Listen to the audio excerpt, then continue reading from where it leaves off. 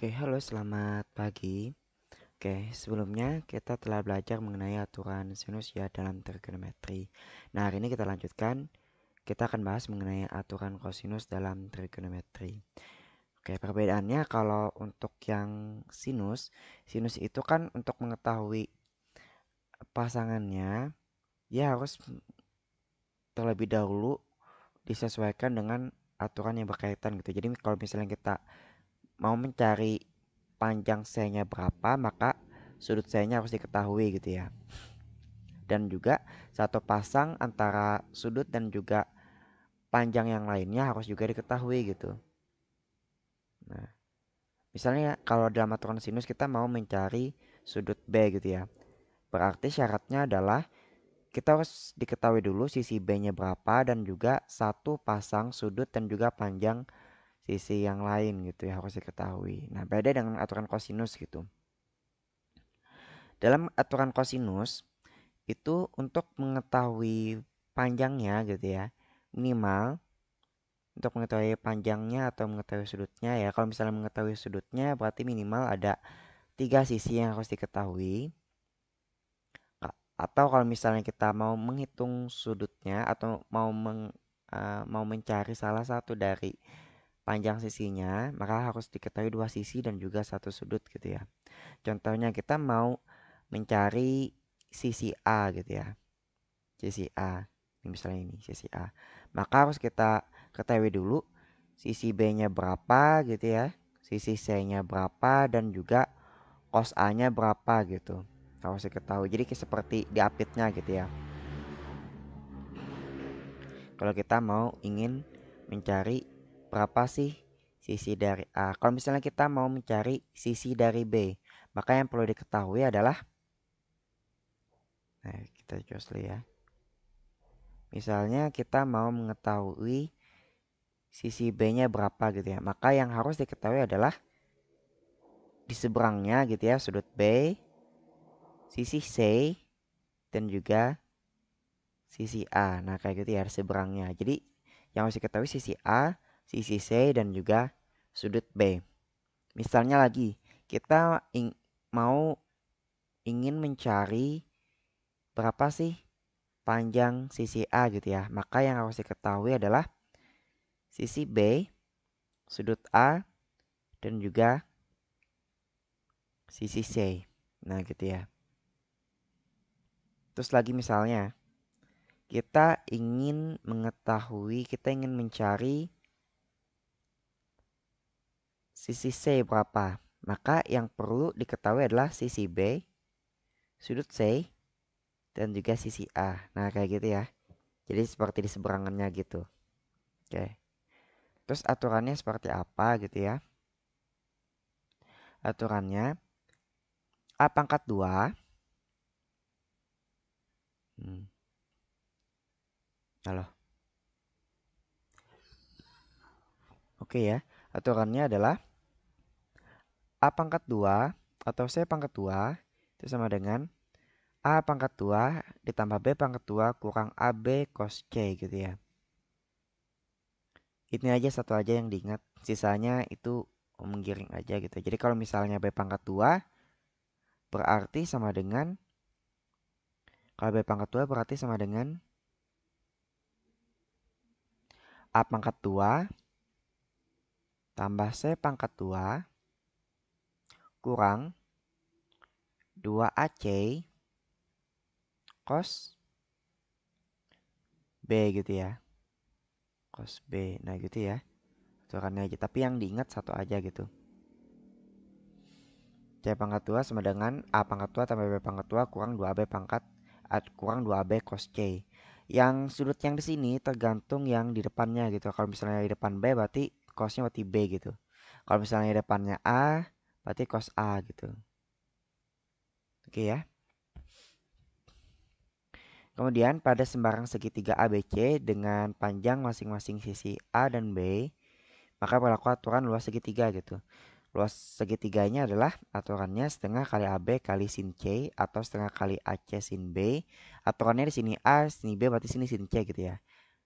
Setengah AC sin B karena sudah A sudah, C sudah, berarti sini sin B, dan seterusnya gitu ya. Setengah AB sin C. Yang diingat adalah satu aja dulu, biar mudah. Setengah AB sin C gitu. Oke.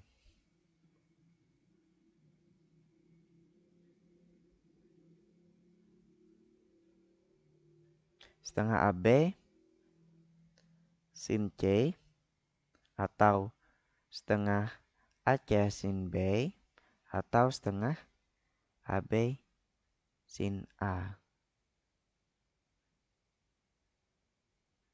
Oke ya. Contoh soal. Oke ya, kita kerjakan soal nomor 1.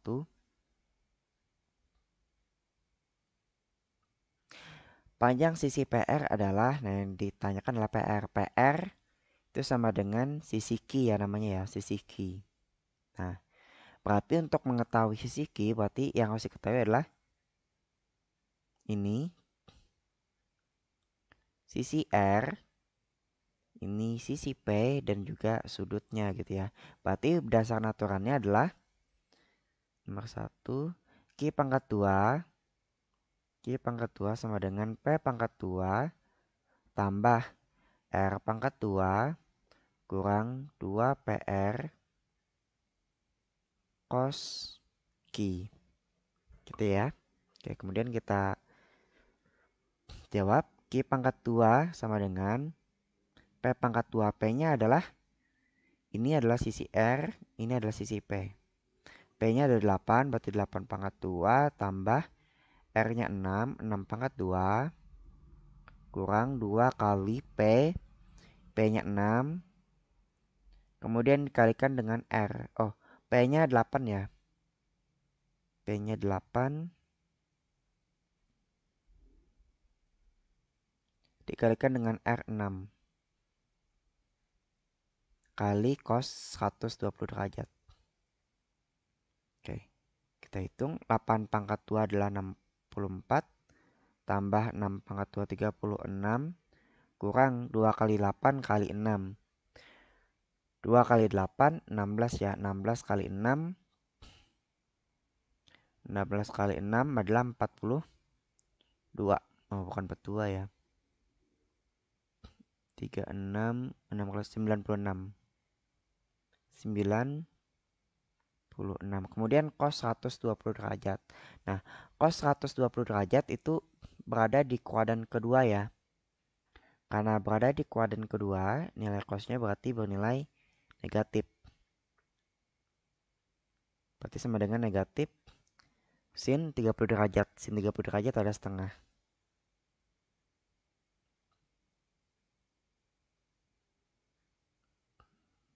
Oke. Kemudian kita hitung. Ini 64 ya. 64 tambah 36 adalah 100.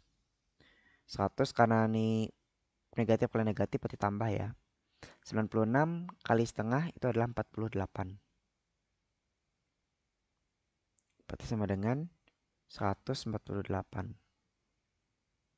Ini Q pangkat 2, Q pangkat 2, Q pangkat 2, Q pangkat 2. Sehingga Q-nya sama dengan akar dari 148 gitu ya. Q sama dengan 148 itu berapa kali berapa gitu ya. Kita faktorkan dulu biar mudah. Sini kita hitung 148. 148. Kalau dibagi 2, 74. Kalau dibagi 2 menjadi 37 gitu ya. Berarti akar dari 2 pangkat 2 atau 4 ya. 4 kali 37. Oke, sama dengan akar dari 4 itu adalah 2 ya. Nah, kemudian 37-nya tetap di atas akar. Berarti 2 akar 37. Berarti jawaban yang benar adalah yang B, 2 akar 37. Oke, next nomor 2 kita jadikan sebagai latihan ya. Coba dulu kerjakan. Latihan. Cuman kita gambar dulu ya. Diketahui segitiga ABC dengan panjang sisi AB. AB sama dengan 9. Kita anggap AB, ini A, B, C. AB-nya 9, AC-nya 8, dan BC-nya 7. Yang tanyakan adalah sin A. Ini kalau menggunakan aturan kosinus, cari dulu cosnya berapa gitu ya. Cos A-nya berapa, kemudian cari sudutnya, dapat sudutnya, kemudian dari sudutnya tentukanlah nilai sinnya gitu ya. Oke, gitu ya prosesnya. Jadi yang pertama, kalian cari dulu cos A-nya berapa. Step pertama cari cos A-nya berapa menggunakan aturan kosinus. Kemudian karena sudah tahu A-nya berapa gitu ya. Kemudian menemukan A gitu ya. Cari A, cari sudut A,